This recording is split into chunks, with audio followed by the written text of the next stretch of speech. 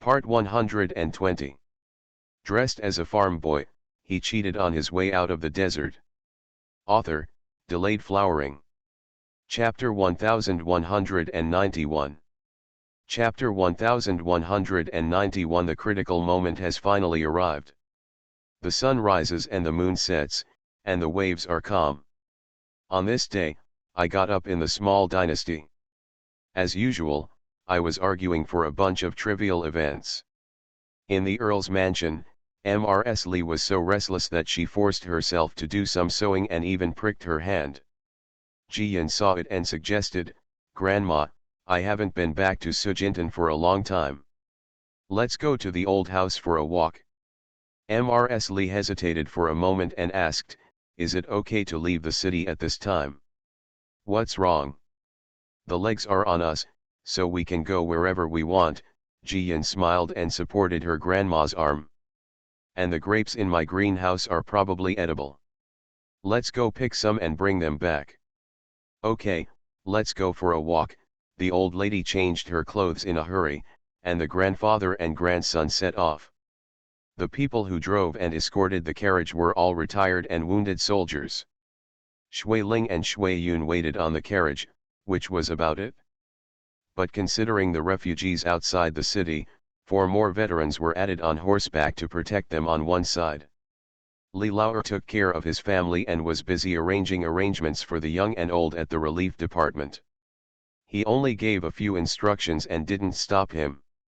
The carriage went all the way out of the city gate and saw the temporary camp of the refugees. It was so dirty that it was hard to stand. Compared to the clean rules a few days ago, there is a huge difference. It's not that the newly appointed minister is not trying his best, it's just that there are not enough manpower and insufficient food supplies. It is difficult for a clever woman to make a meal without rice. The refugees complain all day long and dare not stir up trouble, but they can still make a little trouble by peeing, defecating, etc. As a result, the good camp turned into this filthy appearance. Mrs. Lee looked at it and sighed. After all, this is the place where her son and the villagers worked hard together. It is a pity. But good news doesn't think so. People are always responsible for their own actions. These refugees are being cared for and protected by the Lee family, but they are still secretly waiting for her to die and pray for rain. They should have thought of today's outcome. Soon, the carriage arrived at Broken Gold Beach. Because the men from each family in the second village are all fighting in Jiangbei. Even a small number of them are still at the dock military camp. So, the Erkin side is not on the list of people evacuating south. Even except for someone like Xiao Kui, who is absolutely reliable, the rest of them don't know the Li family's plan. But the Li family will not ignore them. After the Broken Gold Beach is entrusted to the third princess, the third princess will protect each family and ensure that they continue to live peacefully. There were women in the second village who saw the master's family coming back from afar. They hurriedly came forward to salute and chatted a few words. The carriage went further and arrived at the new village. The old people sitting at the entrance of the village weaving baskets were very happy. Old Mrs. Lee got out of the car and didn't go back to her old house. She just sat with them and talked about leaving. Ji-Yun said hello and asked Shui Yun to deliver a box of snacks, and then took Shui Ling to the princess's mansion. The grapes in the greenhouse are indeed ready, half sweet and half sour, just right for eating. Ji-Yun released Shui Ling to pick 2 baskets here, and then went to the medicine shop and medicine field.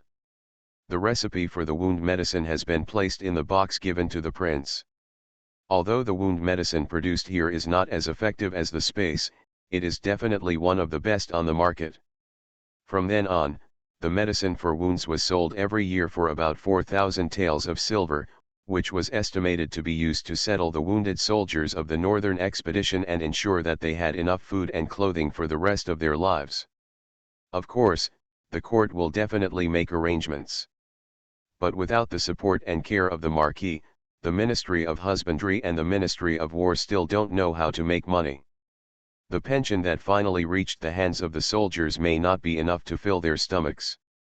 Since the Li family is leaving, they will even take the marquis with them to leave completely. Jiyan tried his best to be perfect, so that all the people who were loyal to the Li family and the marquis would not be left behind. After walking around for a while, when Jiyan returned to the old house, the old lady had already asked people to attend. The meal was ready to eat and drink with a group of elderly people. The village chief, Uncle Zhao, and others were also among them, and their voices were louder than anyone else's. Especially the villagers who were planning to stay, gathered around, looking forward to hearing more and seeing more. It seemed like this made them feel more at ease. The old lady didn't want to say much. When her granddaughter came back, she said, "The princess has been exhausted from the trivial matters at home these days. Don't worry, how you lived your life before will be how you live your life in the future. It will only be better, not worse." Everyone could vaguely hear that the master's family had plans for their future, and they laughed even more confidently. After dinner, everyone slowly dispersed, and the old lady and Jiyan were about to return to the city. Jiyan gave the village chief a basket of grapes and said, "Grandpa, village chief, please be more careful recently. In case of any sudden situation, the safety of everyone is the first priority, and the rest are personal belongings." "Don't worry, princess, I know what I know." The village chief nodded and was about to say a few more words, but dust and smoke rose at the intersection, and a war horse came running madly. The knight on the horse could see that he was in a very embarrassed state, covered with dust, but his back was straight. Jiyan turned her head subconsciously, the light in her eyes was so scary. Muju pulled the reins hard and stopped in front of the carriage. When he jumped off, he almost fell down. But that didn't stop him from leaning on the saddle and smiling mischievously. "Princess, do you want to travel around the world with me?" Jiyan's heart was beating like a drum, and she didn't even dare to speak for fear that her heart would jump out. After several years of preparation, the moment she had been thinking about and longing for finally arrived. Everything has come to a critical moment. The old lady and the village chief realized something and came over. Jiyan took a deep breath, quickly took out 2 boxes and a letter from her shoulder bag, and stuffed them directly into Shuiling. "Go to the city to see my uncle. After he reads the letter, he will know how to arrange it." Shuiling hurriedly responded. Before she could leave, Jiyan pushed Shuiyun again. "Let's go get the horses together. You go back to Zhenjiazhuang and tell everyone to get to the pier as soon as it gets dark. We must meet up before midnight, otherwise we won't wait until it's too late." "Yes."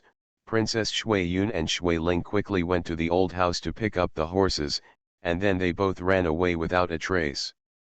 Jiyan then turned to the old lady and said, "Grandma, you stay here and go to the dock with everyone after dark." After saying that, she told the village chief, "Grandpa, village chief, I'll leave this place to you. Princess, don't worry, even if I die, I won't make any mistakes at this time."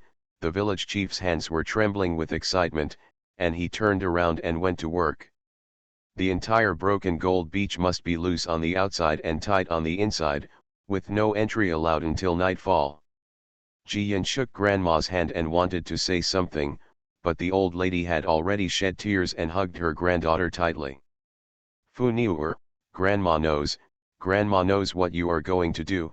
Grandma is afraid, Grandma is reluctant to let you take risks, but Grandma knows that you will definitely go and can't stop you. Grandma doesn't ask for anything else from you, I just want you to be safe and sound. You are Grandma's life. If something happens to you, Grandma will never survive. You must remember Grandma's words at all times. Just for Grandma's sake, you must come back safely, okay?" Jiyan's nose was sore, and she patted the old lady's back gently, comforting her. "Grandma, forget it. If others don't know, don't you know what your granddaughter is capable of? At any time, my granddaughter will be safe and sound, and no one can hurt me if there is any bad news outside. Don't worry, just wait for my return with peace of mind. I will even bring my adoptive father and my father back, and our whole family will be reunited safely. Today's update is here. End of this chapter. Dressed as a farm boy, he cheated on his way out of the desert. Author, Delayed Flowering. Chapter 1192. Chapter 1192. The Lee family is the boss. The old lady choked with sobs and urged, "Grandma is old and can't help. But Grandma will never hold you back. Grandma will always wait for you to come back." Ji-young quietly wiped away her tears, kissed the old lady on the cheek, and then walked towards Muju without looking back. Muju got on his horse, stretched out his hand to pull Ji-young and sat behind him. He shook the reins, steeled himself, and ran more than 1,000 miles day and night, even though his ironclad body was a little too much. But he still kept his back straight and bowed respectfully to the old lady. "Grandma, I guarantee with my life that I will protect the princess' safety, please rest assured." Old Mrs. Lee nodded heavily. "Go, children, do what you want to do, Grandma is waiting for you to come home." Muju turned his horse's head, and the dust and smoke rose up again, covering the two men on horseback, and they ran quickly out of sight. Old Mrs. Lee carefully wiped away her tears, gently arranged her dress and messy hair, then turned around and looked at the grandma and maids standing with their heads bowed at the entrance of the courtyard. "Get busy with me and help each family pack their things and prepare their carriages and horses. If you have any questions, please report them in time." "Yes, old lady." Grandma and the maids all responded. The entire Broken Gold Beach looks to outsiders just like it used to be, with patrols patrolling, people working, and chimneys emitting smoke. But only his own people know that, each family has already taken action and is just waiting for the sunset. In Zhenjiazhuang, from the moment Cui Yun came back on horseback, it was like a precision instrument that was powered on and started running quickly. The children had been sent away before, and they may have all arrived in Quanzhou by this time. Various tools that are handy in daily life, as well as finished objects made, are also gradually sent to the dock camp for hiding. Now only the old and young men are left. They are packed with gold and silver, and the most important thing is the swords for self-defense, and they are ready to go. Because there are often motorcades coming and going in the village, entering and leaving will not attract the attention of outsiders at all. As a result, without anyone knowing, Zhenjiazhuang became an empty city. In the Earl's mansion, Li Laoer saw Shui Ling, who was sweating profusely. When he took the letter and the box, his hands were trembling. "At this time, my niece knows all the arrangements he has made." Similarly, he also knew about his niece's entrustment to the shop and Broken Gold Beach. Now that the things are delivered to him, the moment everyone has been waiting for has arrived. He tore the letter open and read it carefully 3 times to make sure nothing was missing before burning it to ashes. Then he chased Shui Ling back to Broken Gold Beach, and called Zheng He and other close servants to assign tasks. Mr. Singh had a minor illness a few days ago. He resigned from office on the pretext of poor health. The couple had made plans for a long time. Their son and daughter were now in Quanzhou, so they naturally wanted to go there to reunite. Even without the Li family's relationship, the change of dynasty is the most and chaotic time in history, and it is best to avoid it. After 10 or 8 years, it will be natural for my son to come back after he succeeds in his studies. If the son has no future, settling down in the warm and prosperous Quanzhou for retirement will be a blessing in his old age. During this period, the Li family would send their maids to deliver snacks and ice cream from time to time, as well as pass on a few messages, so the two of them knew what was going on. At this moment, upon hearing that the Li family said they would set off in the evening, the couple was nervous for a moment, and then gradually felt at ease. The family's collection of books has been entrusted to the caravan to be sent away, the fine money has long been given to his son and daughter to take away, the servants have been arranged, and the shop has a trustworthy steward. Now all that can be packed are personal belongings. The couple did not use any servants to help them. They simply packed up, loaded the carriage, and left the city with two old servants who had been serving them all year round on the pretext of going for a walk. As for the Lu family, since Hyman and Jiaja have already gone to Quanzhou, they have no worries, and Mrs. Lu and Lu's Haiheng are confident.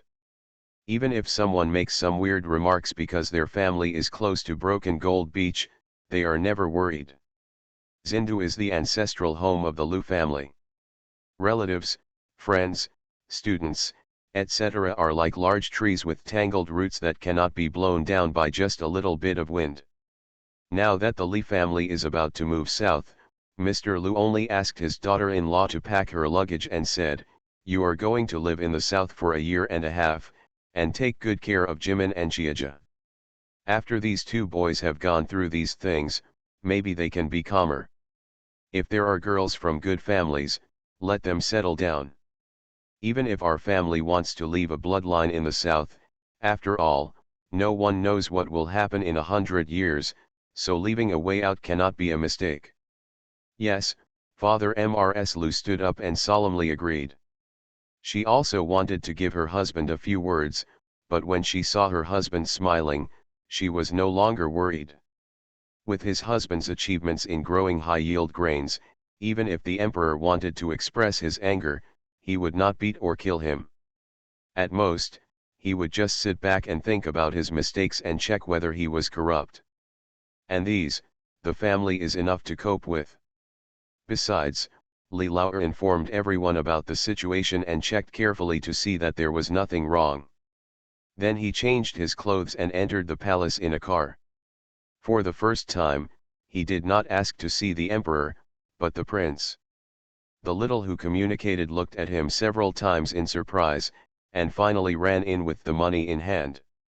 Although the prince has been in charge of the country for a few days and the emperor claimed to be ill, the emperor still has the final say in the huge palace and even the entire Tianwu. Even if anyone comes to the prince with a serious matter, he must kowtow to the emperor first. And what the Li family was looking for directly was the prince. The Li family is indeed the Li family, they are strong. First they abandoned the refugees, causing headaches to the civil and military officials every day, then the ships occupied the Xindu pier, and then they killed the Marquis of Dingbei, resisting the decree and disrespecting it. Now he is even ignoring the emperor.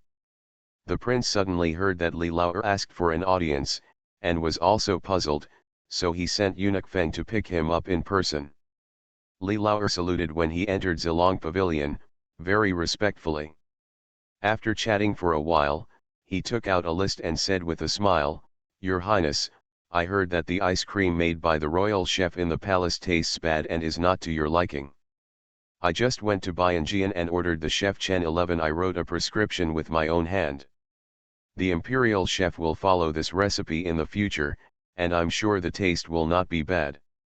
The prince's heart skipped a beat and he said with a smile, "This is Bianjian's secret recipe. Why did my uncle think of sending it here? If it spreads, wouldn't it ruin the business? His Royal Highness the Crown Prince is just joking, it's just for food. If His Highness likes it, our family will naturally offer it to you." After saying that, he looked around and asked, "Your Highness has seen 3. The princess is worried about this playful little fox and asked me to take a look at her when she enters the palace." The prince's eyes lit up and he responded, "Just now I saw Sanjo sleeping under the eaves."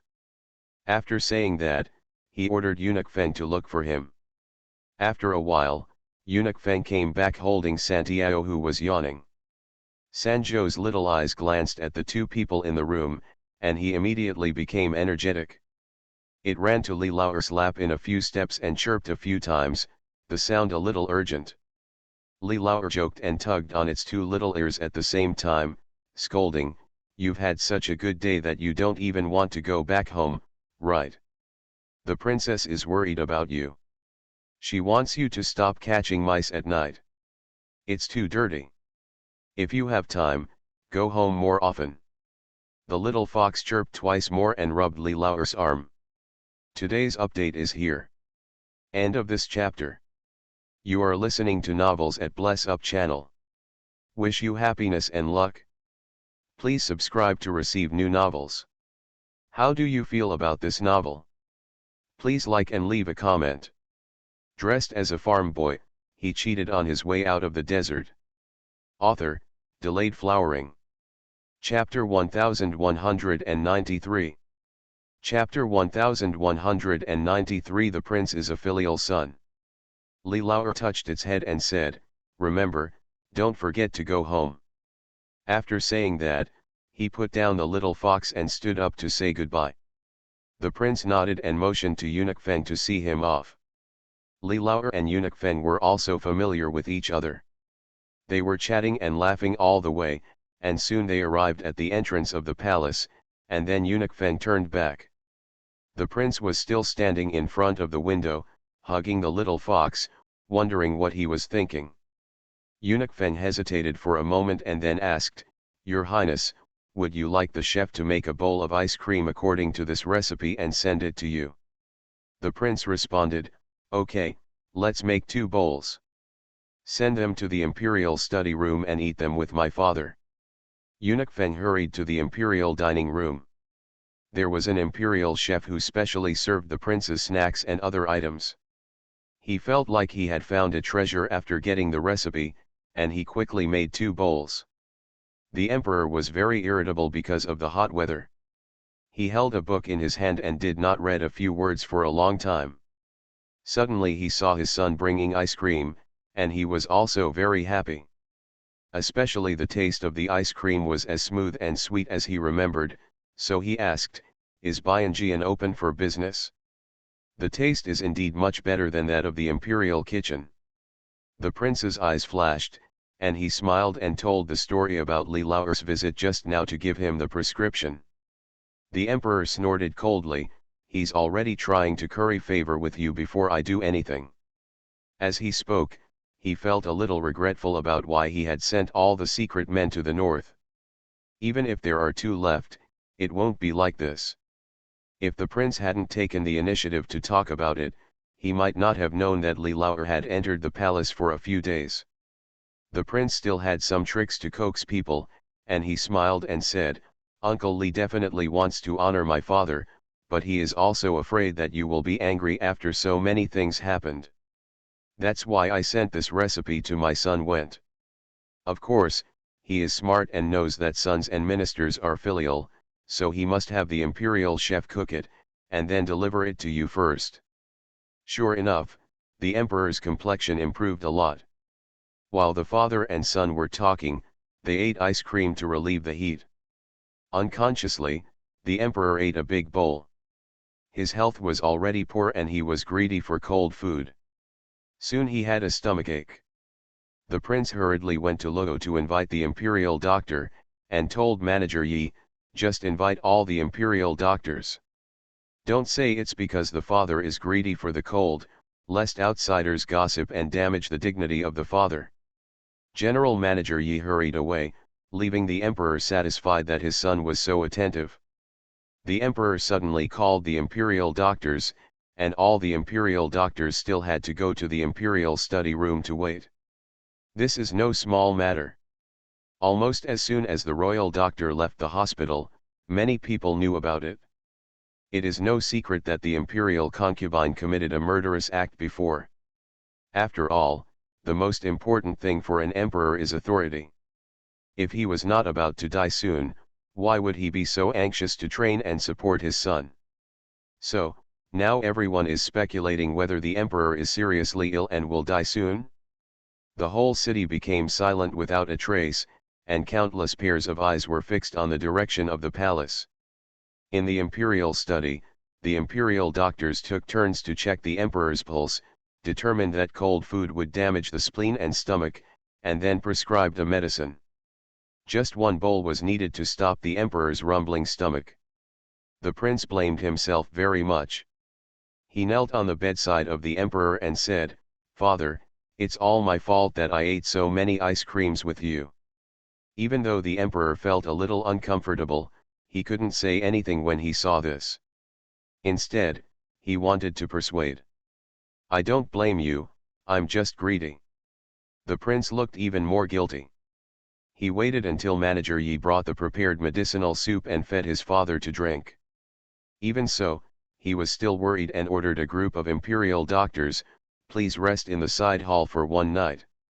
Your father will be fully recovered tomorrow and you can go back."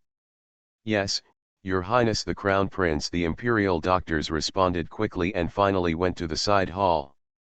They thought the emperor was in trouble, but they didn't expect it was just diarrhea. They didn't have to take any risks, so they were naturally happy. But they were happy, but no one outside knew it. Seeing the sun setting a little in the west, night is falling, and the imperial doctor has not left the palace yet. This is simply saying that the emperor is seriously ill. Some people are worried, some are excited. As the night grew darker and heavier, the city gates closed, and the inside and outside of Zinda became two worlds. Everyone in the new capital is waiting for news from the palace, paying attention to any little movement. Outside the city gate, more than 10,000 refugees once again received a bowl of gruel that could make people's shadows shine through, and they couldn't help but complain. "It's almost impossible to live, this porridge is too thin, I can't even eat enough." That's right, it was much thicker before, and vegetables and fine salt were added. Now it's just a few rice grains added to a bowl of water. If this goes on, people will starve to death. "The old man next door to my house died yesterday. Maybe we will be carried out in a few days too. I thought I could survive by escaping to the new capital and by the emperor's side. How could I have imagined that while others still enjoy the good food and drink, we will still starve to death?" Everyone was talking at once, and the more they talked, the angrier they became. No one regretted their bad conscience and ran away from the Li family in anger. Instead, they blamed everything on the court. The clerk who was resting in the shed heard the commotion and came out to take a look. He was not happy to see everyone yelling at him. A good home can't go back. It is not a human life every day, feeding mosquitoes. So, when he opened his mouth, he cursed, "What are you yelling about? I don't do anything all day long, and I still care about your food and drink. I really think I am the boss. Shut up. If you dare to make any noise again, you will be hungry tomorrow." The refugees would always calm down if they were threatened like this. But today some people were unconvinced and shouted loudly, "Shut us up and let us eat. The court clearly gave us food, but why is it not in the pot? Did you secretly take it away? Fart, who is greedy for your food?" Of course the clerk refused to admit it, pulled out his sword, and continued to show off his power as usual. But this time the refugees seemed to have been emboldened. Not only were they not afraid, but they also threw half a brick out, hitting the clerk's head directly. The clerk screamed in pain and subconsciously swung the knife with all his strength. The refugees were immediately in a panic. Someone shouted loudly, "It's terrible, kill people. This is not letting us live. Break down the door, hurry up and break down the door. Let's go to the city to complain to the emperor." Countless refugees found guidance and rushed to the city gate. Knocked with hands, kicked with feet, and slapped with sticks. The captain who was responsible for guarding the city gate was frightened by this unexpected situation. He wanted to report the news to the palace, but was stopped by the deputy commander who came to inquire. The emperor in the palace may die at any time. If he makes trouble at this time, he will definitely be punished. Having no choice but to resort to internal rescue.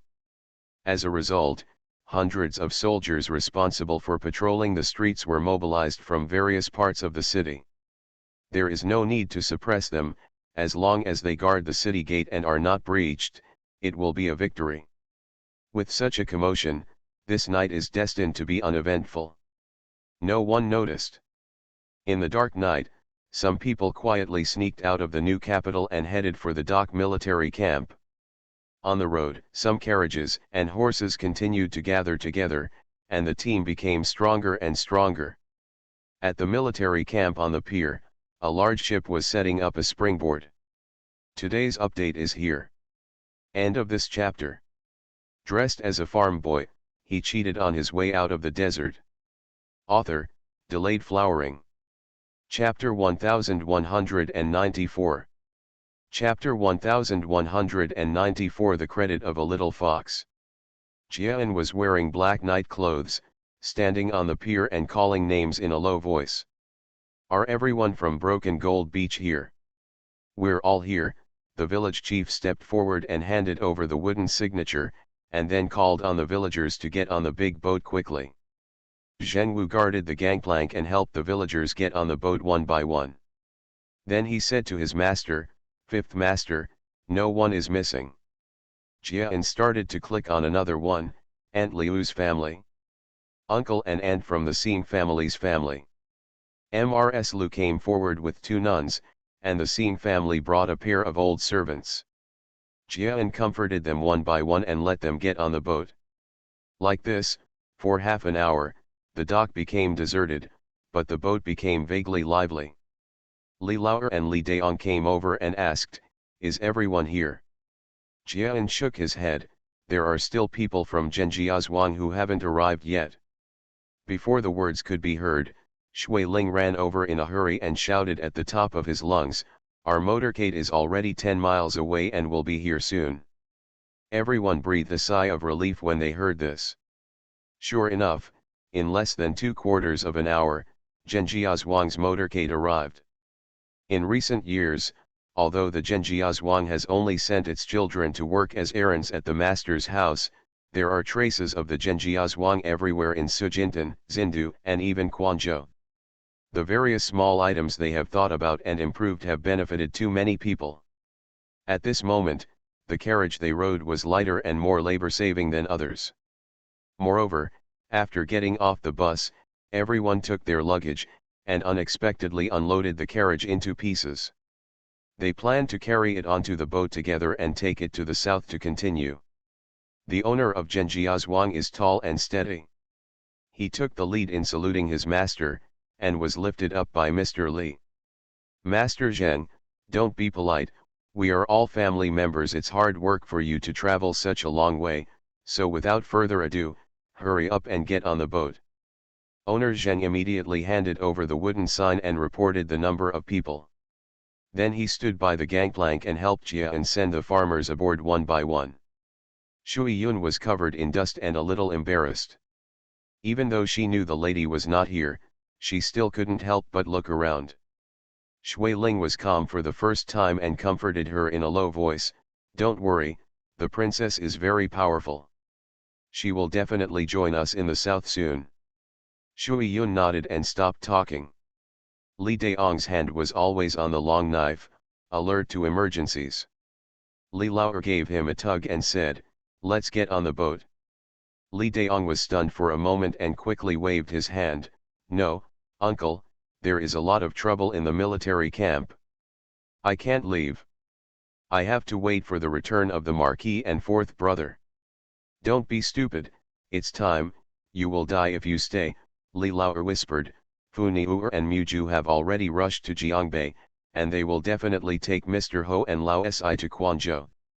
If you wait here, not only will you not be able to wait for them, but you may also risk your life." Li Daong still disagreed. He pointed in the direction of the palace and said, "I'm guarding here and holding the military power. Even if that person knows that our family is gone, he can't pursue him." Li Laoer smiled coldly, it was extremely cold under the night. "Don't worry, that person will soon be overwhelmed with care for himself." Li Daong was confused. Li Laoer lay down and said a few words in his ear. Li Daong stared and almost jumped up. After a long while, he felt a little excited, took a few deep breaths, and turned back to look for his soldiers. Those who can be brought here by him are all his absolutely trustworthy subordinates. At this time, a few people with families were selected and returned to the military camp with military symbols, waiting to be taken over. He asked the others who were alone, and then got on the boat together. The night was getting darker and darker, and there was no sound at all except the river water on the pier. Everyone on the big ship is waiting, even if they don't know what they are waiting for. Similarly, the whole new capital is also waiting. On the other hand, the refugees outside the city gate were tired and went back to sleep in their broken shacks. In the palace, most of the lights were turned off, including the imperial study room. Manager Yi was very sleepy and stood behind the pillar and yawned. A young came forward to please him. "Chief Steward, can I bring you a bowl of sour plum soup to quench your thirst?"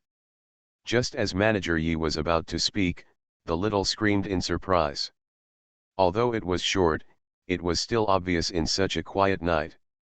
A guard came to inquire, but was dismissed by Manager Yi in a few words.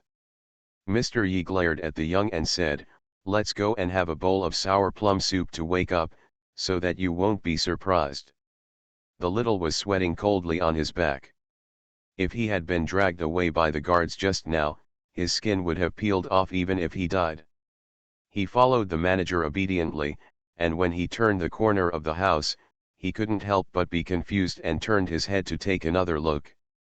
Just now, he clearly saw a white shadow jumping into the window of the imperial study room.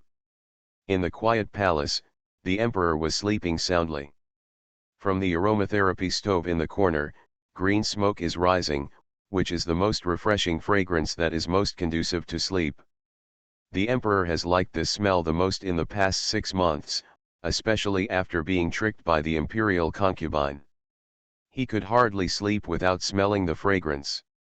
The little white fox lightly jumped onto the high stool on which the incense burner was placed, turned around to look around, and then put its 2 little paws on the collar around its neck. Just when it was about to exert force, the door leaf was pushed open with a creak. The little fox was so frightened that the fur on his back stood up, and he tried his best to hide his head behind the incense burner. The footsteps came closer, and a pair of hands gently stroked the little fox. "Don't be afraid, it's me." The little fox raised his head, like a child who had been caught doing something wrong, and chirped in aggrievedness. The prince chuckled, carefully opened its collar with both hands, and then knocked it on the mouth of the incense burner a few times. Some black powder fell silently, burning together with the Jingzhen incense, and gradually spread in the room.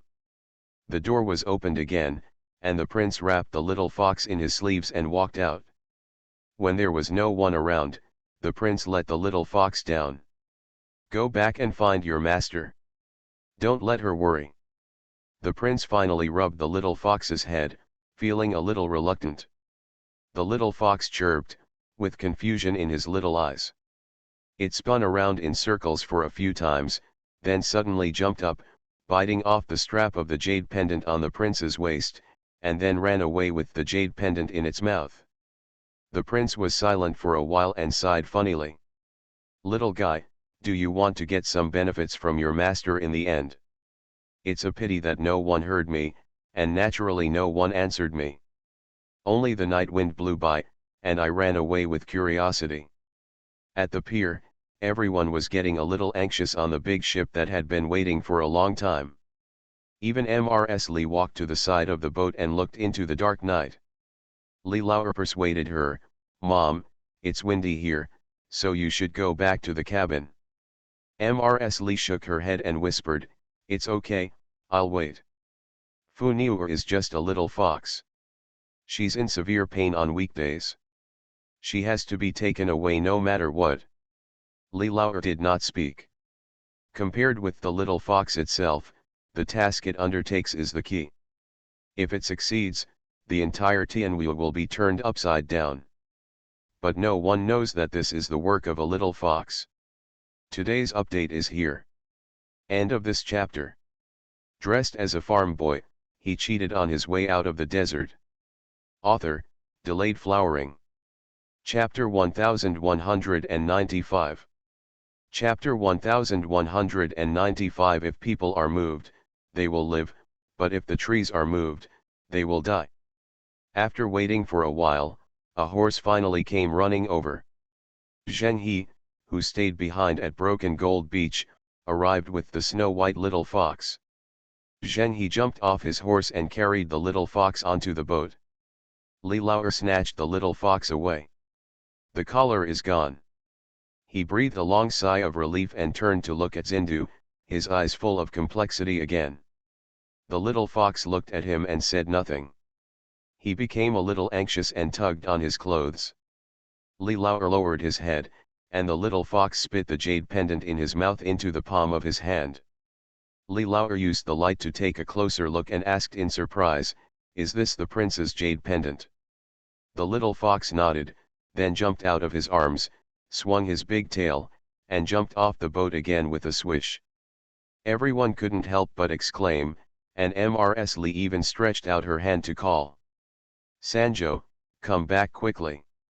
It's a pity that the little fox looked at everyone, turned around and ran into the night. Old Mrs. Li wanted others to chase her, but Mr. Li stopped them. "There's no need to chase him, Sanjo has gone back to the palace to find the prince." Old Mrs. Li was anxious, looking for the prince? What should Funiuer do? She should be sad if she can't see Santiago. Li Laoer hesitated for a moment and comforted, "Don't worry, mother, maybe Funiuer gave Santiago something. The prince is a good person.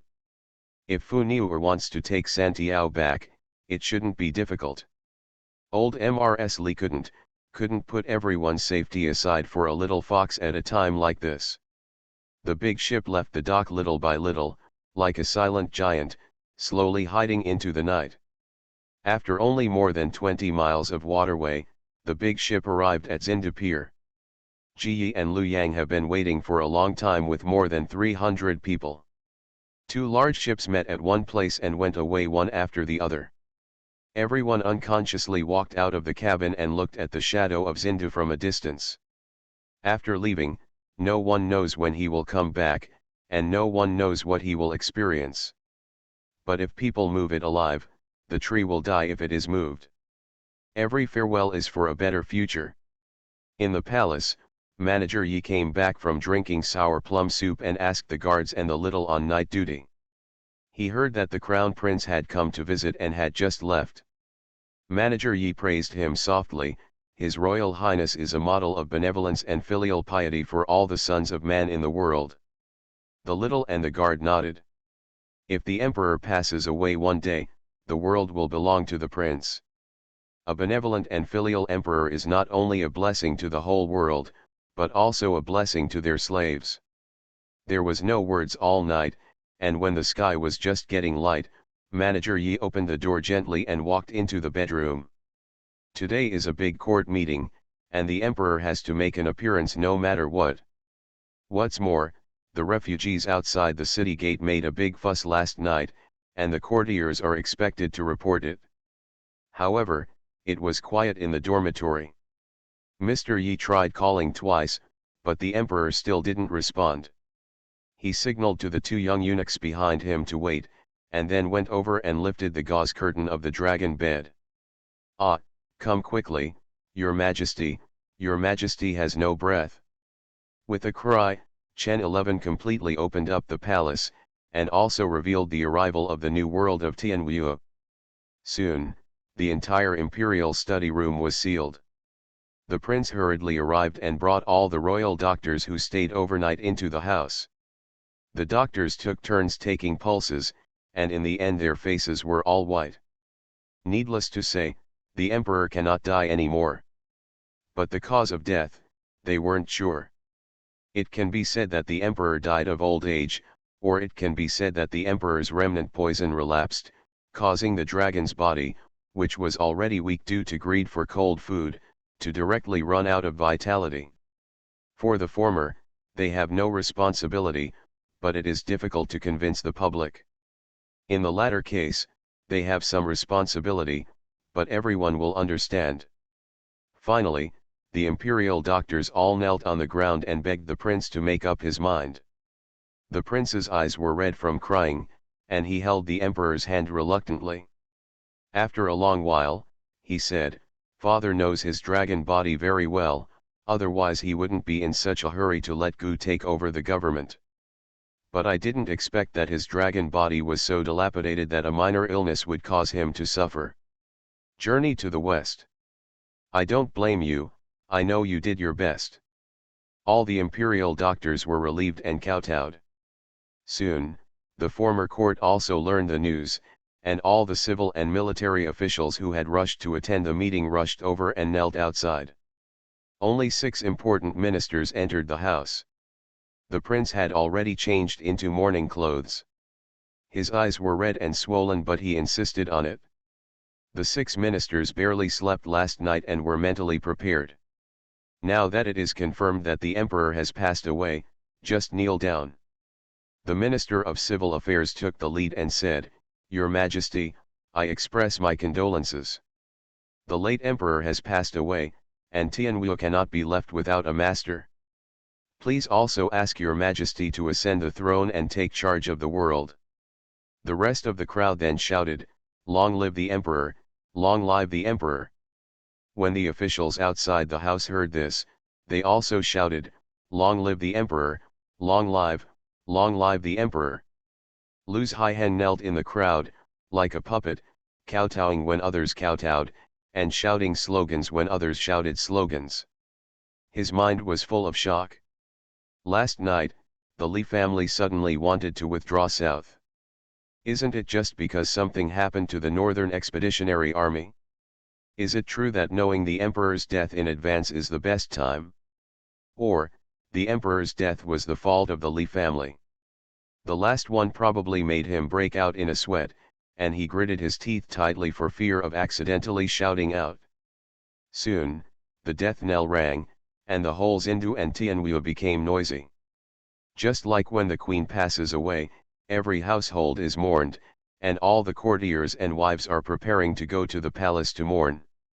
The prince was persuaded by the old ministers for a long time before he was willing to go back to Zilong Pavilion and change into the dragon robe, but he still had to wear a layer of white linen filial piety outside the dragon robe. Eunuch Feng and others wanted to serve him, but the prince left him outside the door. There was no one else around. The prince slowly removed the sadness from his face. When he saw a ball of snow lying on the table, the corners of his mouth raised sharply. The little fox was very tired. He had run for dozens of miles in a row, and his paws were extremely dirty. Suddenly being held in someone's arms, it looked up, chirped twice and fell asleep again. The prince pulled off the wet cloth and gently wiped its paws. In the quiet room, there was a gentle sigh. "Thank you, little one, for keeping me from being alone." The white marble square where the queen knelt down last time was overcrowded again this time. The courtiers complained in their hearts, but did not dare to show any of it. Finally managed to escape with half his life at the queen's funeral, and now I'm afraid I have to answer the question here again. There were officials from the Ministry of Personnel doing a roll call, but no one saw Li Laoer and Li Jian. So, he found Lu Zhihen. "Mr. Lu, why hasn't Uncle Li arrived yet? Do you want to send someone to inform him? It's a serious crime to be absent from the emperor's funeral." Lu Zhihen waved his hand quickly. "I just came back from the fields yesterday and I haven't seen Uncle Li yet. You'd better send someone to have a look." The officials had no choice but to report it to the superior and hope that the superior would make a decision. At this time, the third princess arrived with red eyes. "Father, father. No matter how much conflict and dissatisfaction there is, they are still blood relatives." The prince came out when he heard the commotion, took the third princess into the house, and whispered comfort. Today's update is here. End of this chapter. You are listening to Novels at Bless Up channel. Wish you happiness and luck. Please subscribe to receive new novels. How do you feel about this novel? Please like and leave a comment. Dressed as a farm boy, he cheated on his way out of the desert. Author, Delayed Flowering. Chapter 1196. Chapter 1196. The rain from heaven brings blessing. Sister, don't cry. You also know that my father's dragon body has been in trouble for a long time. It is not easy to support him until now. Now that he has passed away, he no longer has to endure the pain. The prince's expression was not particularly sad, but his eye circles were red, and his voice was calm and powerful, but it was particularly reassuring. The third princess cried for a while and then calmed down. "Brother Prince, no, Brother Emperor." She wanted to say something, but she didn't know where to start. The prince sighed, smiled slightly, and said proactively, "Don't worry, whether I am the prince or the emperor, I am still your brother. The country cannot be without a master for a day. I will take charge of the government first, preside over my father's funeral, and then ascend the throne. It would be better if you could help me take care of the trivial matters of the funeral." Of course the third princess must agree. It is his father who dies, even if there is no advice from his brother, he will do the same. The two brothers and sisters sat opposite each other and were silent for a moment, feeling a little embarrassed for some reason. The change in identity is actually different from before. Luckily, Kaiun followed. She quietly touched the master and handed over a box. The third princess was reminded and immediately became excited. "Brother Prince, no, Brother Huang, Jiyan and the others are gone, and the Li family is all gone." She stuffed the box over and continued, "I was in the house just now, and suddenly I heard that Master Chen from Bianjian asked for an audience. In the end, without saying a few words, he gave me 2 boxes, saying that they were left for us by Good News. My box contains letters and some land deeds. She entrusted me with Broken Gold Beach, Earl's Mansion, Princess Mansion, and Bianjian. This box is yours, take a look at what's inside." The prince looked surprised, but there was no movement in his eyes. Soon, the box was opened. The deeds for hotpot restaurants, fruit shops, 100 gardens, and even pickle shops, etc., as well as prescriptions for wound healing are all included. Of course, the most prominent position is still a letter. The prince looked at the familiar handwriting and said nothing for a long time. That smart and clever girl entrusted him with all the shops and manpower he was familiar with. The income from the shop is his income, but the income from the medicine field and medicine shop is used to resettle the wounded soldiers from the northern expedition. It seems that there is nothing she can't think of and no one she can't think of. Only, she didn't expect to say goodbye to him properly.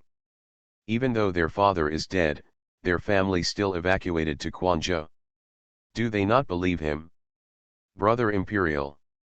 The third princess felt uneasy, fearing that the prince would blame her, so she rarely helped to explain carefully, with father's attitude earlier, I guess the Li family was worried about Jiyan's safety, so they took advantage of the chaos to go south.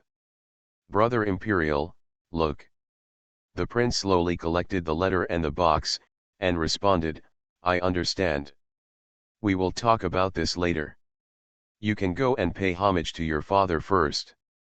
Seeing that the prince's face didn't look angry, the third princess breathed a sigh of relief and went to change into mourning clothes.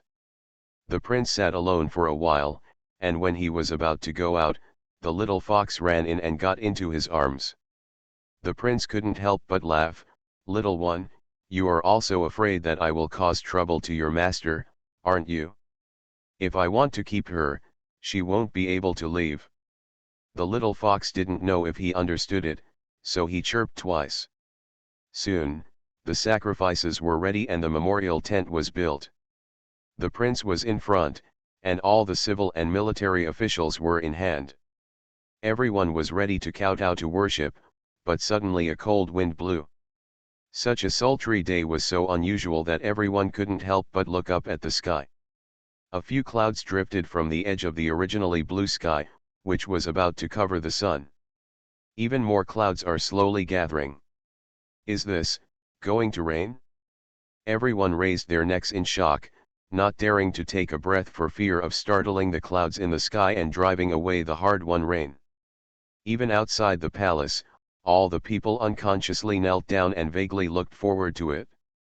Maybe a quarter of an hour passed, maybe it was just a few breaths, the cool wind began to carry a trace of moisture, and then raindrops began to fall. Everyone's raised heads and faces were getting wet one after another, but no one covered them. The rain became heavier and heavier, and gradually the sky and the earth became silvery white. The fields and forests that have been thirsty for more than half a year are frantically absorbing the hard-earned rain. And everyone was finally crazy with joy. Ah, ah, it's raining, it's raining. Woo, God have mercy, it's raining, it's raining. The refugees outside the city gate have gone crazy, rolling in the rain and refusing to get up even though they are covered in mud. The people in the city also rushed to tell each other, for fear that someone would not know the good news. In the palace, all the civil and military officials were dancing, and some veterans even cried loudly. There is no shortage of smart people at any time. Wipe the rain off your face and look at the late emperor who has been buried in the coffin. Could it be that the drought was God's punishment for the late emperor? Now that the late emperor has died, the wind and rain will come immediately. But you can't say this. Even if he is dead, he is still an emperor. However, you cannot question the previous emperor, but you can praise the new emperor. So, a young official shouted loudly, "The new emperor is about to ascend the throne, and the rain from the sky will bring blessings. The prosperous age of Tianwu is coming, and it will last forever." All civil and military personnel were stunned when they heard this, and then regretted that they had been robbed of their limelight by this boy. But they were not slow and quickly started shouting. The new emperor ascends the throne, and the rain falls from the sky, the prosperous age is coming, and it will last forever. The prince stood in the rain with his hands behind his back, his posture upright, looking proudly to the heaven and the earth for a moment, showing the majesty of the emperor. At this moment, more than 100 miles away, on the canal leading to Quanzhou, two large ships were riding one behind the other, riding the wind and waves. Everyone who sees it can't help but take a second look at the lead boat, because it is so majestic. Comparatively, the rear boat is much more low-key and quiet. The sudden storm caused everyone on both boats to step out. It's raining, it's so nice. Yeah, no one is shouting to pray for rain this time. God is merciful and finally gave the people a way to survive.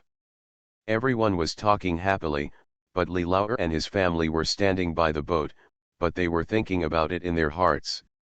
With full plans, Jiyan and Muju had been heading north for a whole day and night, and they didn't know where they had gone. Can the wind and rain catch up?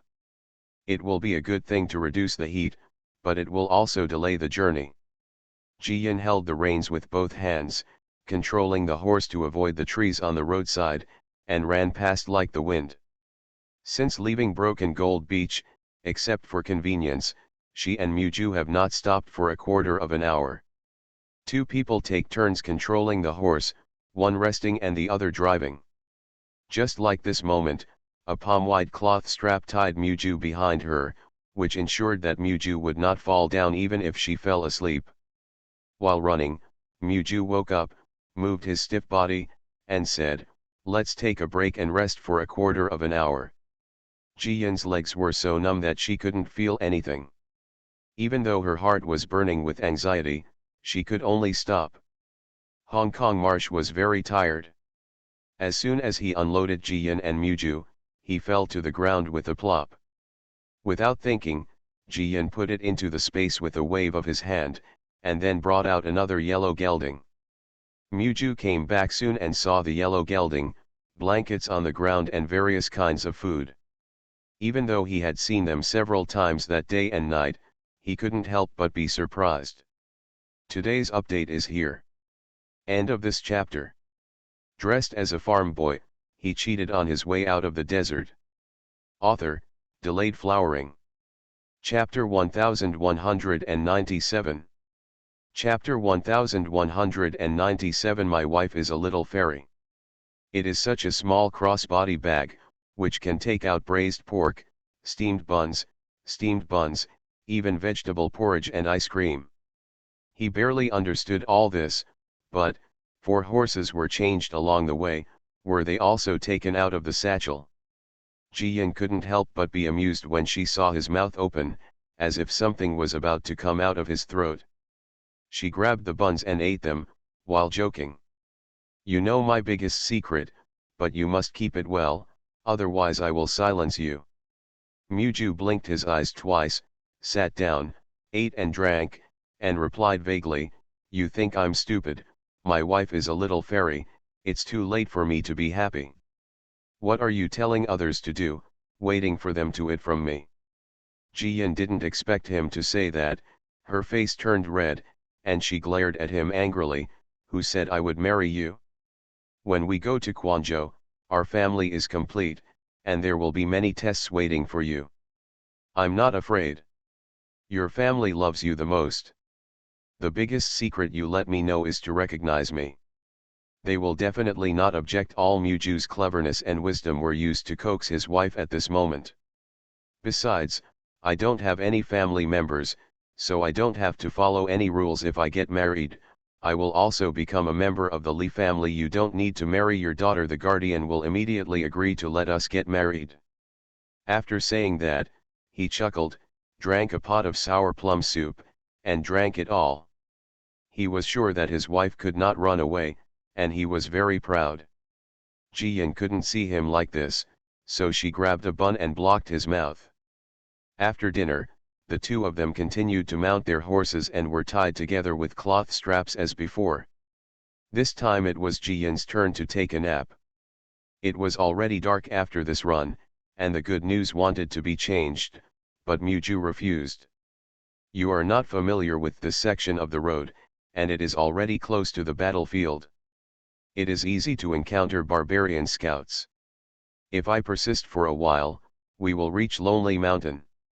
He was really afraid of what would come. Before he could finish his words, he encountered a group of barbarian cavalry. Muju immediately took out his sword, and Jiyan took out his shield from the space and protected his back. Muju took advantage of the barbarians' lack of time to react and slashed at them with several swords. The two barbarians fell off their horses. The yellow gelding just stepped on the road and ran over. The remaining barbarians came after them, screaming. Jiyan put away her shield and fired a dozen arrows with one click of the crossbow on her arm. Two more barbarians were hit by arrows and fell off their horses. In the end, there were only 5 or 6 left. Finally, they felt that these two people were not easy to bully, so they stopped. Muju couldn't help but laugh. The two had never cooperated before, but they had such a tacit understanding. It's a pity to hear the good news. If the barbarians still catch up, she may sprinkle a handful of powder and send 2 more to see the Lord of Hell. Although they won a small victory, the two of them became more and more cautious. Finding a quiet place, Jiyan collected the horses and the two of them walked instead. Good news requires no effort, but just walking 10 miles and 8 miles is too tiring. Muju bent down, picked her up on his back, and ran towards Gushan like flying. There are dots of lights there, and you can already vaguely see an outline. On the top of the mountain, there are bonfires everywhere, and occasionally the evening wind blows, filled with the smell of blood. The Marquis was sitting on a big stone wiping his sword. At dusk, the barbarians attacked again. Perhaps they knew that reinforcements would not be sent from the border and there was no food or water on the Lonely Mountain, so the barbarians' offensive became more and more fierce. The soldiers sat by the fire and helped each other bandage their wounds. There is no medicine for wounds long ago, so we can only use a piece of cloth to tie it up. Don't even think about pain relief, it's already good if you don't bleed. Those who were not injured used their knives as skewers and inserted horse flesh into them and roasted them. If there was one that was half or half cooked, I distributed it quickly, regardless of whether it was still bloodshot. Li Laoxi's arm was covered in blood, and he was walking around and shouting. "Daro, how is your arm, has the bleeding stopped?" "Four generals, don't worry, everything is fine. We won't waste time killing the barbarians tomorrow morning," the man who was named responded loudly and smiled heartily. In fact, his injured arm was hanging to one side, and it was painful to move. "Okay, hold on, reinforcements from home will definitely arrive tomorrow. Keep your spirits up, we'll kill all those sons of down the mountain then, Li Laosi encouraged everyone, when our class teacher comes back to the court, our fairy you know, do you? I'll take you to eat and drink for 3 days and 3 nights. Haha, we must remember this. The general cannot default on his debt, the soldiers laughed, and they all responded in unison, as if they were afraid that Li Laosi would regret it. With such a commotion, the tragedy in the camp turned into excitement. Li Laosi joked for a while, then sat down next to the Marquis, and then he dared to show a bit of hatred on his face. Master Marquis, all the wounded horses have been eaten. If you want to kill them again, you have to kill the good ones. Moreover, the roasted meat can satisfy your stomach, but the horse blood alone is not enough to quench the brother's thirst. Master Ho opened his clothes, pulled off a strip of his relatively clean undershirt, and then quickly helped Li Laosi wrap up the cut on his arm and asked, "How about my wounded brother?" Li Laosi was silent for a while and then said, "The rest of the minor injuries are being carried, and the last bit of medicine has been used on the seriously injured ones. In such a hot weather, it will definitely burn tonight. How many will be alive tomorrow morning, no one knows." The Marquis looked at the distant night sky, the coldness in his eyes seemed to turn into frost. The man wanted his life, and he had no complaints. The emperor is just ruthless. But that man brought so many soldiers into trouble in order to kill him, and he could not forgive him. Where is Yashan? Yashan, Li Laosi thought for a while and replied, "I was looking for herbs nearby just now, I guess I'll be back soon." Li Laosi knew that Mr. Ho had a backup in Zindu, so he had murderous intentions towards that person. He was a little excited and whispered, "The Marquis should have done this a long time ago. Even if he can't kill the man for revenge, he can't live in peace. It's best for the prince to ascend the throne as soon as possible. I'm familiar with that kid. He's a good one. He's at least 100 times better than that ungrateful thief." At this time, Yeshan suddenly stumbled over. "Master Ho, fourth master, reinforcements have arrived, the princess has arrived." Master Ho and Li Laosi both stood up suddenly and stared behind Yeshan. Muju's clothes were shaved like a beggar. He was holding a waste knife in one hand and holding the good news with a tired face in the other hand. The two of them just walked out of the darkness. Their bodies were covered with golden light illuminated by the bonfire, like the arrival of gods. "Funiur, Funiur. You are really here," Li Laosi screamed, rushed forward and hugged his daughter, tears streaming down his face. "The daughter I haven't seen for several months has traveled thousands of miles to come to such a dangerous place." He was happy and worried, and didn't know what to do. Only tears could express the complexity in his heart. Jiyan hugged her father with the same force. Seeing him jumping around, her heart dropped. "Dad, I'm here to save you." Yeah, Li Laosi nodded vigorously, then felt something was wrong. He is a grown man, and it is really not honorable to be reduced to asking his daughter to save his life. Today's update is here. End of this chapter. Dressed as a farm boy, he cheated on his way out of the desert. Author, Delayed Flowering. Chapter 1198. Chapter 1198. I'm here to take you home. The good news ignored him and ran to hug the Marquis tightly. "Father, I'm here to take you home." Mr. Ho's eyes were also red, and he hugged the embarrassed little girl tightly, choking and unable to speak. The little girl, who is always clean and beautiful on weekdays, now her hair is disheveled and her clothes are dirty. It is obvious that she has suffered a lot on the road, but her smile is still so bright. "Okay, my adoptive father has been winning battles all his life. The only time he lost was that you came. You are my adoptive father's savior, both when he was a child and now." The prince lowered his head, and 2 tears fell on the dust on his daughter's shoulder. At this moment, there is no depression, only joy, the joy of being redeemed without hesitation. Jiyan gently patted his adoptive father on the back, like comforting an injured child. Until a grunt broke the silence. Jiyan looked at his embarrassed father, couldn't help but smile, and said, "Dad, I have brought you some delicious food, please ask someone to follow Brother Mew to get it." Haha, I knew that my daughter would be indispensable for her delicious food and drinks when she came, Li Laosi laughed and quickly called for help in person. Muju followed, looking a little strange. Li Laosi thought he minded his daughter hugging them, so he snorted and said, "You bastard, don't be so petty. Don't say Fu Niu hasn't married you yet, even if she does, she will always be our daughter. We the treasure in your palm." Muju didn't say anything until he led Li Laosi around a big rock. Jiyan smelled the smell of blood on her adoptive father's body, so she helped him get close to the bonfire and quickly opened the dirty cloth strips by the light. Sure enough, the wound on the leg had become inflamed and suppurated. There are also many wounds on the chest, back and arms, but they are not as serious as the legs. "Father, why have you caused so many injuries? Why don't you stick to it?" Jiyan was so heartbroken that I couldn't help complaining. Just as Wei Erniu heard the news, he rushed over. He quickly responded, "Don't blame the Marquis, those barbarians are crazy, attacking 3 or 4 times a day.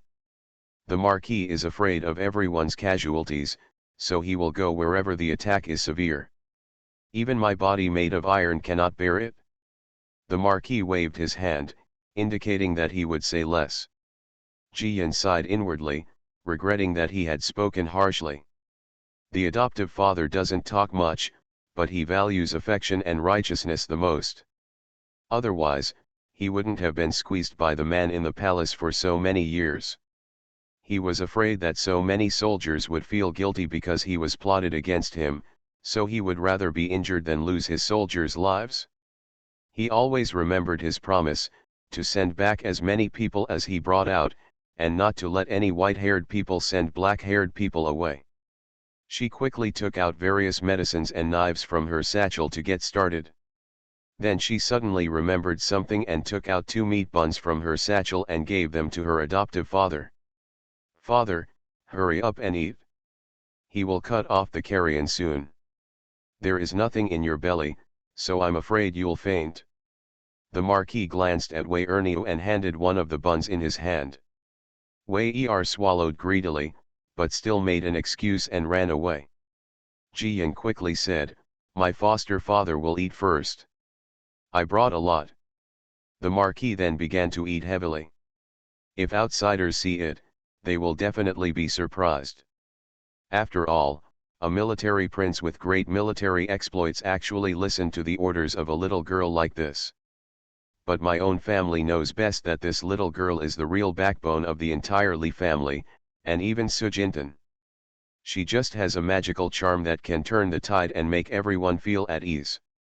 Just like this, she lowered her head, quickly cut away the carrion, applied medicine to stop the bleeding and bandaged it, and talked about the big and small things in Zindu. Any words that others would hear would make them explode, but she seemed to be talking about common things. "So." Mr. Ho was silent for a moment and asked in a low voice, "At this time, that person is gone?" Jiyan nodded and carefully tied the cotton strip in his hand into a bow, feeling extremely satisfied. "Yes, I think I have planned everything. The plan is very thorough, and that person should not be able to escape. Even if you escape, don't be afraid. If you really want him to die, you will always find an opportunity in the future." After saying that, she raised her head and consoled her, "Father, that man was good to you and our family before. But you were loyal and fought for him for more than 10 years, which is enough to repay his kindness. Our family is also fulfilling its responsibilities as people sincerely. Now this ending is coming from him step by step. He was the one who ruined this true love first, so don't blame me for fighting back. I can't allow anyone to hurt my family." It was the first time that the Marquis saw his girl look so firm and cold. He couldn't help but smile bitterly and ruffled his girl's hair. Silly girl, my adoptive father will never blame you. I have never owed anything to that person. This time I decided to fight to the end for Tianwu and the people, not for that person. He is here today, and it is his own fault. I just hope that the prince is a good man and does not destroy the great rivers and mountains that we fought so hard to recapture. Don't worry, adoptive father, I think the prince is doing well. Ji Yin smiled and replied, even if we have bad eyesight and don't know people well, we can't both be wrong. Mr. Ho couldn't help but laugh too. At this time, there was a sudden noise not far away, as if countless people were cheering at the top of their lungs. The Marquis looked over and saw Li Laozi and others running back quickly carrying many large buckets and wicker baskets. Master Marquis, it's dry food, fruits, and medicine for wounds, it's really possible. Li Laozi was dancing happily, wishing he could jump on the spot a few times. Although he knew that his daughter had some magical abilities, there were not just a few people waiting for rescue on this lonely mountain, but thousands of people. Every person needs dozens of buckets of water for each mouthful. How can I save my daughter? But when he turned around the big rock and saw these baskets, and barrels, his scalp was numb with shock and his heart was full. I have always said that my daughter is the little fairy in the family. He thought it was an old lady pampering her children, but he never thought it was true. He had just walked through this empty space. There was nothing there, but now it was full of hope. The Marquis also supported his lame leg and stepped forward to check. The baskets are filled with steamed buns, pies, and even cooked dumplings. The baskets are filled with sauced meat, roast chicken, and various fruits. In the 110 wooden barrels, half are filled with stews and half with vegetables. Clear water. The orange light of the bonfire shone on the food, making everyone feel unreal. The snow-white steamed buns, the juicy dumplings, the red apples, the tender pink peaches, the shiny roast chicken, the fragrant braised beans and braised pork. Let alone Gus Han, which is besieged by barbarians, even sitting in a tea house in Zindu, you may not be able to eat such good food. Is this a dream? At some point, many soldiers had already gathered around smelling the scent, staring at the food on the ground, dumbfounded. Some people even whispered, "Am I going to die? My mother said that if you are going to die, you can have whatever you want." Li Laozi couldn't laugh or cry when he heard this. He slapped Xiao Bing on the shoulder and shouted, "What nonsense are you talking about? Now you can't die even if you want to." Today's update is here. End of this chapter. You are listening to Novels at Bless Up channel. Wish you happiness and luck. Please subscribe to receive new novels. How do you feel about this novel? Please like and leave a comment. Dressed as a farm boy, he cheated on his way out of the desert. Author, Delayed Flowering. Chapter 1199. Chapter 1199. A two-pronged approach. The soldier's shoulder was numb after being slapped, but he was not angry at all. Instead, he went crazy with joy. It's not a dream, it's not a dream, we have steamed buns to eat and roasted chicken to eat. Li Laozi looked at the Marquis, and the Marquis looked at the smiling adopted daughter, then waved his hand and ordered, "Take it and divide it. Everyone is full and full. Wait for the order and counter-attack at any time." "Yes, Lord Marquis," all the soldiers responded quickly, swarmed forward, picked up the baskets and barrels, and left. Li Laozi remembered that they hadn't eaten yet. Just as he was about to grab some, his sleeves were pulled off by his daughter. "Dad, let's eat too, I brought your favorite ribs." Ji Yin smiled and stepped away. At some point, there was a felt blanket next to the bonfire, filled with food. Snow-white rice, all kinds of dishes, chicken, fish, meat, and eggs are all available. Everything is delicious food that makes Li Laozi's mouth water in his dreams. There are even 2 cut jasper melons. He couldn't care less about being surprised. He rushed forward in 2 steps, holding half of the jade melon in his arms, and picked up the spoon. "Woo, it's so delicious, it's so thirst-quenching." Master Ho didn't say anything, but he hugged the other half of the jade melon without any ceremony and started eating it. Muju, on the other hand, focused on the meat and struck so quickly that Li Laozi became anxious. He threw away the jade melon and quickly went to grab the ribs with his future son-in-law. After finishing the meal, the cups and plates were scattered on the carpet, and several people's bellies were round, as if they were 4 or 5 months pregnant. Jiyan put away the bowls and plates and took out a pot of sour plum soup. Everyone held the cold cups and drank one mouthful at a time. Even the Marquis felt that what the soldier just said was right, it was really like a dream. At the last moment, they had to eat roasted horse meat sparingly, and drink horse urine humbly to each other. The next moment, I suddenly rose from to heaven, so rich. Li Laozi didn't have so many ideas. Hearing that his family had already evacuated south, he was a little anxious and said, "Everyone has eaten and drank enough. At dawn, while the barbarians are sleepy, let's go down at once to kill them." The Marquis shook his head and retorted, "This is too risky and the casualties will be too high. We still need to find a way to be safer." After saying that, he asked Jiyan, "Did you bring poison or drug? I will find a way to get into the water source of the barbarians and weaken their combat effectiveness. Our battle losses will be much lower."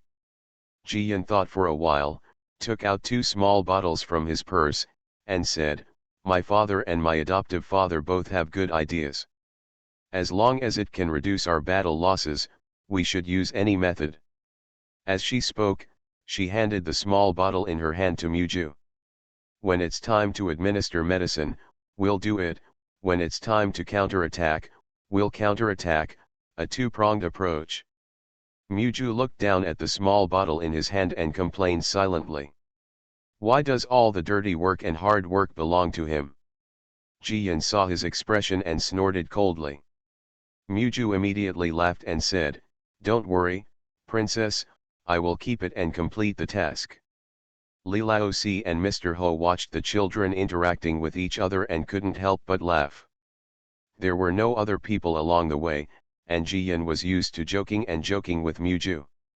Suddenly remembering that her elders were nearby, she blushed a little. She quickly took out 2 more boxes and said, "I also have a secret weapon here. Do you want Dad and adoptive father to take a look?" The 2 boxes were painted black and had brass corners. They were simply placed there, like beasts squatting in the dark night, dangerous and mysterious. When the white color of fish belly appears faintly on the horizon, a new day is about to begin. The naughty Beifeng is not tired at all, wandering around leisurely. When it flew to the top of the lonely mountain, it was really startled. In such an early morning, it is most comfortable to sleep in late, but here everyone is staring with big eyes, wiping their swords and bows and arrows in their hands, and everyone is looking at the murderous atmosphere at the bottom of the mountain. In the past few days, the vanguard army has been bullied by the barbarians. They occupied the advantageous location and beat them like turtles in an urn. They died of suffocation. Fortunately, the time for revenge has finally come. The Marquis held a sword in his hand and stood upright. It was impossible to see that he had more than a dozen major and minor injuries on his body. Li Laozi looked down the mountain excitedly. After finally returning to Muju and a few soldiers, he asked, "How is it? Is it done?" Of course, Muju smiled ruthlessly, the timing was just right, the powder was sprinkled into the water source, and half of the barbarians drank it before going to bed, and it happened to happen at this moment. I was looking at a poisonous hare, provoked he only came back after the other barbarians shouted. Li Laozi patted him the shoulder, laughed and praised, "What a good boy, so cruel and powerful." Muju grimaced in pain and happily accepted the affirmation from his future father-in-law. The Marquis turned around and looked at Jiyan. She had changed into a pair of neat clothes and trousers, her hair was tied up, and she was dressed like a young man. Seeing his adoptive father looking over, Ji Yan smiled and made a victory gesture. The Marquis nodded and turned to Muju, "Protect the princess, and you don't need to worry about the rest." After saying that, he turned to the countless soldiers behind him who were looking at him again, and drew out his sharp sword. "Soldiers. Success or failure depends on this. The barbarians at the foot of the mountain are the last people on the grassland. As long as we kill them all, our fellow villagers in Tianwu will be able to enjoy 20 years of peace. We will be able to return victoriously and hold our heads high. Our parents and relatives. Go down and kill them all. Go down and kill them all." All the soldiers raised their sabers and shouted at the top of their lungs. After eating and drinking, and sleeping for 2 hours, everyone is full of energy and wishes they could grow wings and fly down immediately. After 10 years of fighting, and finally being besieged on a lonely mountain, it was simply a shame for everyone. Now is the chance to avenge past shame. Wei Erniu, lead the commando team and set off. After the Marquis gave the first order, Wei Erniu immediately led his team of more than a dozen people and set off. They had more than a dozen black hanging on their waists, and they actually held torches in their hands, which was very strange. Until, suddenly, there was a loud rumble at the foot of the mountain, and the barbarian camp exploded instantly. The war horses neighed, and the barbarians screamed in fear, all of which were clearly carried over by the north wind. The Marquis raised his sword high and shouted loudly, "Thunders from the sky will strike the barbarians. Help me with my natural martial arts and win every battle. Kill." He knocked his horse with his feet and rushed down first. At this time, the thunder at the foot of the mountain became more intense and rumbled continuously. The soldiers were surprised and delighted, their eyes red with excitement, and they rushed down like crazy. The barbarians at the foot of the mountain thought that the vanguard on the mountain had no water or food, and most of them were injured. They would not take the initiative to attack anyway and threw themselves into a trap. But the impossible happened. The brother who was sleeping soundly next to him suddenly turned into a stiff corpse. Before they could find out the reason, flowers exploded in the middle of the camp. Countless people were blown away with their heads bruised and bleeding, and their war horses fled wildly. The vanguard army seemed to fall from the sky and cut off their heads with one knife. Did God abandon them? King Khan, go quickly. The old Khan king was sleeping soundly when he was suddenly awakened. Before asking, a guard grabbed him and put him on horseback. Today's update is here. End of this chapter. Dressed as a farm boy, he cheated on his way out of the desert. Author, Delayed Flowering. Chapter 1200. Chapter 1200, A Crushing Victory. The old Khan was still a little confused. Another thunderstorm fell nearby. The horse was frightened and could not find its direction at all. It actually ran towards the lonely mountain. It happened that the Marquis came with his men to kill him, and with one slash of his sword, the old Khan's head flew into the sky, and the bright red blood was like a fountain. The fifth prince chased after him, wanting to save his father, but saw his father being killed. He also wanted to turn the horse's head to escape, but Wei Erniu picked him up again. He was also stabbed, and he was sent to chase his father. Wei Erniu laughed loudly, reached out and grabbed the heads of the fifth prince and the old Khan, tied them directly to his belt, and went to hunt down the remaining barbarians. Li Laozi is no less willing to give in. His long sword is like chopping melons and vegetables, and he is crazy about sending errands to the Lord of Hell. House even killed 2 people with one knife, which was normal. When the rest of the vanguard saw this, their morale became even higher. They howled and chased the fleeing barbarians everywhere.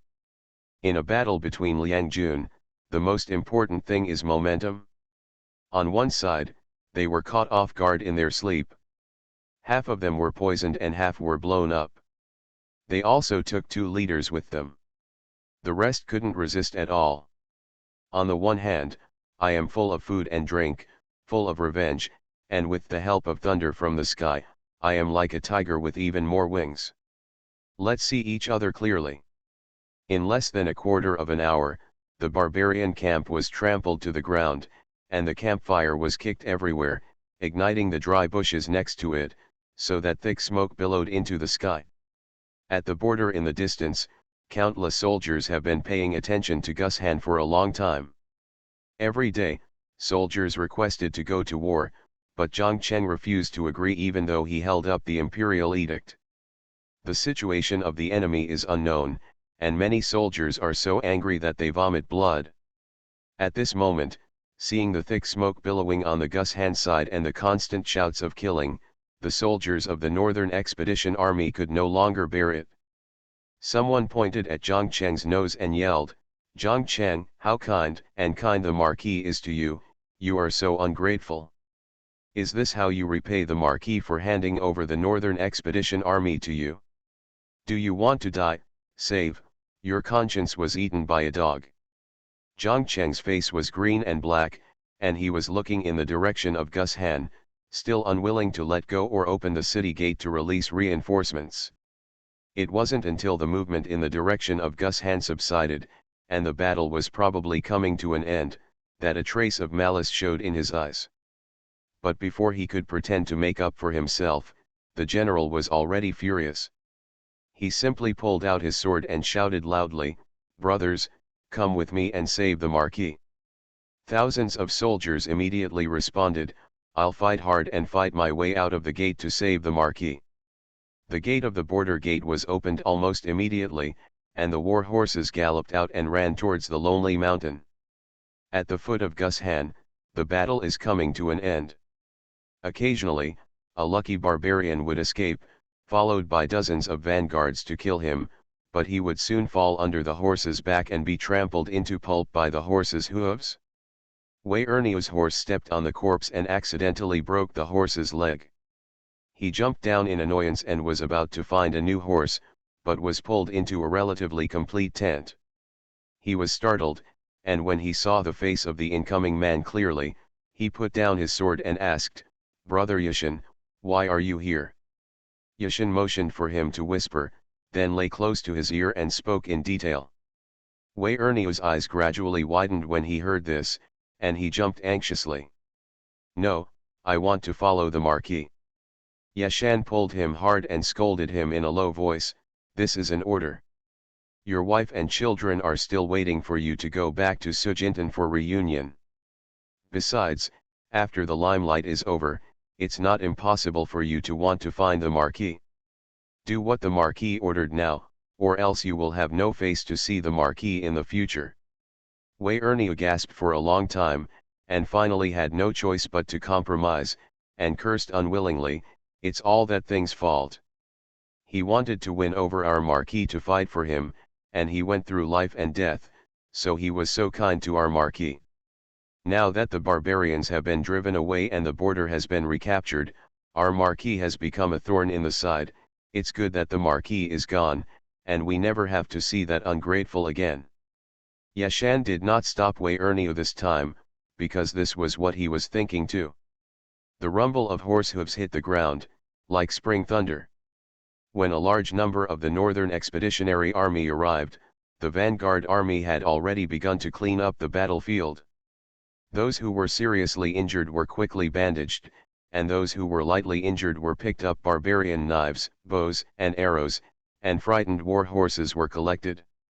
Suddenly seeing reinforcements and brothers who had lived and died together for many years, the vanguard was happy and angry. Happy because they finally came, angry because they came too late. The reinforcements were also a little dumbfounded. The big defeat they imagined did not exist at all. Instead, all the barbarians were slaughtered, and they were completely defeated. "This, are you borrowing heavenly soldiers and generals?" The reinforcements were surprised and happy, and joked casually. "I don't think so," but everyone in the vanguard nodded. "We just got help from the heavenly soldiers and generals, and thunder fell from the sky and killed most of the barbarians, ha ha ha, it's so amazing." That's right, I watched a thunderbolt fall and kill 3 barbarians. The most satisfying thing is those barbarians who were half dead by the explosion. I just cut off their heads with a knife. I helped them a lot. Everyone was talking happily and lively. Later, a reinforcement general asked, "Where is the Marquis? We broke out of the border, and that thief Zhang Cheng blocked us for several days. We must tell the Marquis about this." Hearing this, everyone looked around. As a result, the battlefield was full of smoke and chaos. Even the Marquis was nowhere to be seen, and even Li Laozi could not be found. At this time, Wei Ernio said with red eyes, "I just saw the Marquis and the 4th general over there in the bushes. Why are there no shadows? Are they going to be harmed?" Everyone looked in the direction of his finger and panicked. Because the bushes have long been burned away and are all bare. "Master Ho, Master Ho. 4 generals, General Si." Everyone panicked and immediately spread out to look for him. "Wu, did the Marquis die in the battle? Are his bones burned?" "Impossible. Lord Marquis, Lord Marquis." The soldiers and generals spoke harshly, but their eyes were red, and some even burst into tears. Wei Ernio also cried, but the reason was different from others. In a forest at the foot of a mountain 100 miles away, Mr. Ho, Li Laozi, Muju and Jiyan were sitting and resting. Li Laozi still held half of the jade melon to quench his thirst. He occasionally looked at Muju and saw him scooping out the heart of the jade melon with a spoon. He handed it to his daughter with a smile and lowered his eyes slightly. This time, the daughter did not hesitate to expose the biggest secret and show her miraculous ability for them. He and the Marquis will naturally not talk about it to anyone. After all, if one more person knows, the daughter will be in more danger. But this kid Muju is an outsider. Who knows if he will be greedy and want to rob or scheme? At the moment, this guy doesn't have that intention. But we still cannot relax our vigilance. We need long-term testing and observation before we can rest assured. Today's update is here. End of this chapter.